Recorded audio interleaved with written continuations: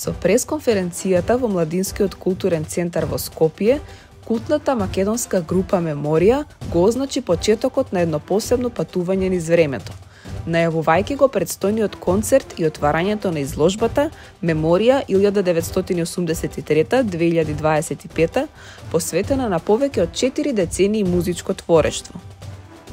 На настанот присуствуваа скоро сите поранешни и сегашни членови на бендот, кои ќе застанат и на сцената на концертот закажан за 25 декември во Младинскиот културен центар, под мотото Времеплов од црно-белово боја. Паралелно со пресот беше отворена изложбата со фотографии и артефакти што го бележат патот на Меморија од 1983 година до денес. Концертни моменти, проби, награди, инструменти и лични предмети, секој со своја приказна и емоција. Предстојниот концерт и изложбата раскажуваат приказна за пријателството, истрајноста и љубовта кон музиката, но и за публиката која со години растеше со Меморија. Ти благодарам, Тони. Значи, јас сум само локомотивата, без овие немаше да има вагони, немаше да има волку среќни лица и таква историја Меморија. Сите овие членови што се на бендот оставија траен белег во мозаикот наречен Меморија. Така да јас сум само нивното продолжение. На самиот почеток сакам да ви кажам дека основачи на групата Меморија сме јас, Дејан Миновски и Ристо Ставрев, и за жал Ристо Ставрев има кронова болест, живее во Мексико и ќе го има во документарецот и во серијата на Меморија, и се надевам дека тогаш ќе бидете запознаени со целокупната тројка од бендот. Една од првите песни, ако не беше прва, предходната поста имаше две песни кои ги исто така свиревме. Едната беше Лето и ти, другата како се беше? Моја ли си, добро, ја виж заборавам. Години. Другата беше Моја ли си, но првиот голем хит кој всушност ја пласираше Меморија и во радио етер од ширум Македонија, ама и ги проби границите надвор од Македонија, беше мега хитот во тоа време, а подосна стана Evergreen темата Нена. И токму со Нена имавме првите настапи и во медиумите, на телевизија, на тогаш многу популарната телевизиска емисија Рок Подиум, новогодишни снимања. Имавме настапи и надвор од Македонија, така што Нена ни ги отвори ширум вратите. Имавме еден куриозитет да настапуваме 3 вечери во Белград на 3 различни подиуми, што јас не знам дали некому денес воопшто од македонски групи може да му се случи, за жал, ама така е. Кажи како настана името Меморија. Паметиш ти? Како да не? Ние снимавме, тогаш имавме касетофон, 4-каналец и така даб снимање правевме, пеевме гитара, бас, сорита машина, клавиатури, и тој еден момент Перо ме праша, шо е ова? Викам, органа. Ма не е органата, ма како ти држи тука, како ти останува звукот, а рацете ги тргаш. Па има ли едно дугме тука, гледај. Викам, кој е дугмето? Гледај, пишувам Memory. И тоа, кој ќе се притисне дугмето, го памти акордот. И он вика, ај, добро име. За бенд. И ете Меморија. Ете и така до денес ке се памти име. Значи во бендов имавме све и се што вака во сите овие години што истекоа. Понатаму ќе видите што све имала Меморија во своите редови. Еве Ице сега нека каже некој збор. Повелица. Вака здраво. Па мојата Меморија, како дојдов во Меморија, не се сеќавам баш. Тоа ваља Пера се сеќава. Али се сеќавам дека пробувавме баш кај Жорж со Јаблан, и во моментот кога не си отиде Јаблан... Само секунда, Жорж е инаку познат тон мајстор во студиото М2 во македонската радио-телевизија, односно во музичко-касетната продукција, и луѓето кои се одеснав знаат, да, у твое мало живе, луѓето кои се одеснав знаат за кој Ѓорѓи всушност се работи, Ѓорѓи Христоски. И кога не избрка Жорж, или не знам како, отидовме од таму, Јаблан си отиде, се сеќавам дека отидовме, се преселивме кај мене до подрум, таму вежбавме и немавме пеач, и ова сеќам, ја реков, имаме едно дете, и го донесов Поце. Ова е моце покасно.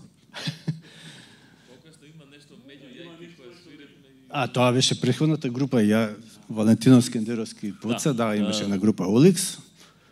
И така дојде Поце, после дојде и Валентино. Тука го спремав исто и првиот албум, да, Кемено подруг. Така. Меморија, мојот прв поголем бенд, значи прв состав со кој излегов пред сериозна публика, која веќе имаше група која веќе имаше обожаватели. Се сеќавам на концертот во Штип, носеа транспаренти Меморија. Изгледа тој Штип ве сака од секојаш.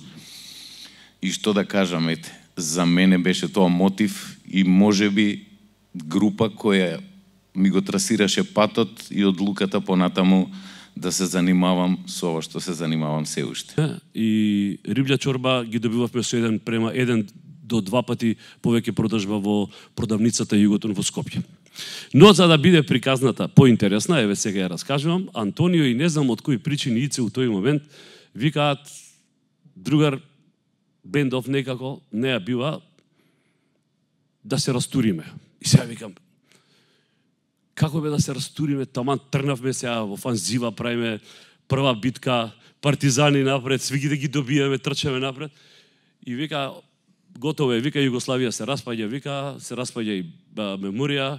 И јас тогаш саркастично му одговорив на Тони, му викам, дама у Југославија Тито умре, ама Тито у Меморија е жив. Еве сега Тони ќе ви каже, јас ова сигурно не беше сигурен дека ќе го споделам со вас. Со ми сјава, вика, слушај, вика, але вика да доеш, вика да пееш, вика у Меморија. И 88 ја и Ицо заедно одиме кај Перо дома у Карпош 3. И тоа е уствари првиот допир со Меморија 88.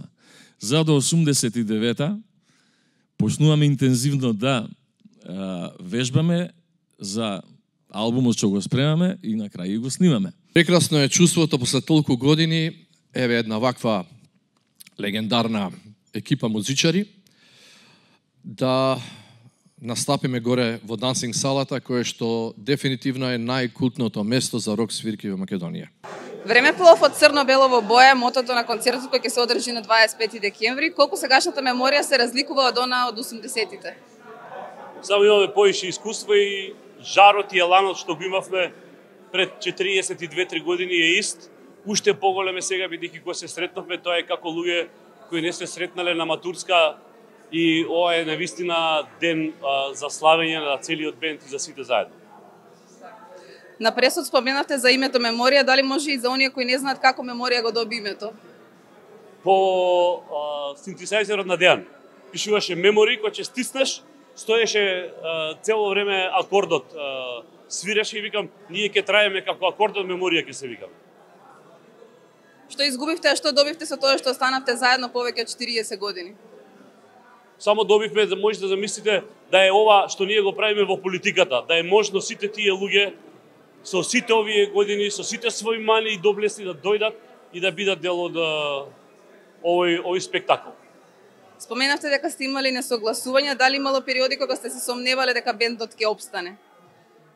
Па ја сосема случајно кажав еден збор, кога Тони кажа дека се распаднала Југославија, ама таму Тито бил мртов, ама во овој случај јас сум жив.